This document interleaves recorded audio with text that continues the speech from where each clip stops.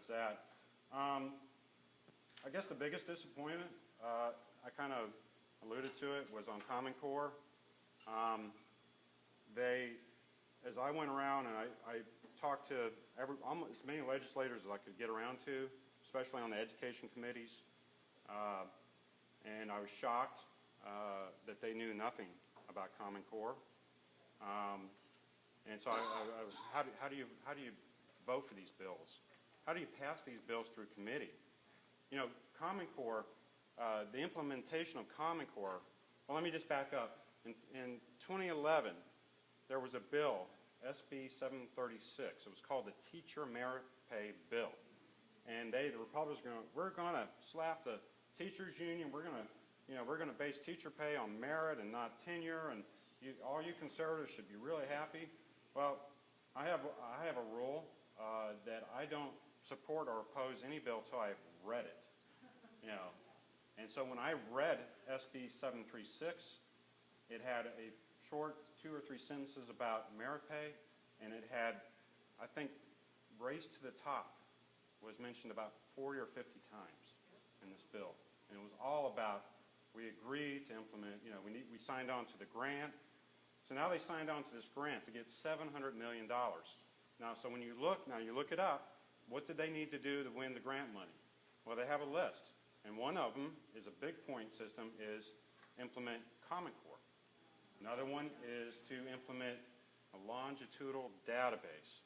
Now, if you look at what the longitudinal database has, over 400, I think it's closing in on 500 elements of information about each student and each student's family and parents.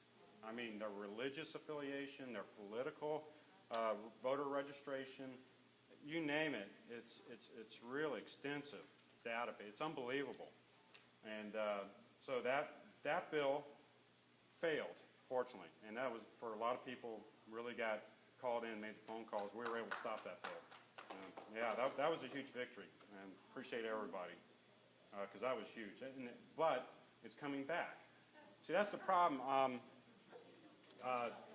Common Core now, unfortunately, is tied to the Race to the Top grant, which goes back to Charlie Crist and actually Rick Scott too.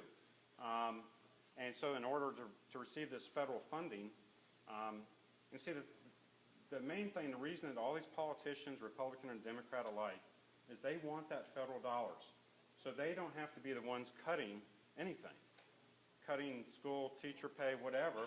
They don't want to go back to their district because the school unions are powerful. And so they don't really care what's in Common Core. They could care less. They just know they're getting money that they can appropriate and look good to the masses that they funded education. So Common Core, 2011, 2012, and this last year, what they do, you know, they have committee meetings and the bills are assigned to committees, and the bills are heard, debated, voted on, and then if it's passed, it goes on to the next committee. Common Core, and I was at these committee meetings, it was never mentioned. It was just put in. It's just put into the language of the bill. There was never a debate. There was never any testimony, and it was just done, and it was passed on because they were told, just keep your mouth shut by leadership.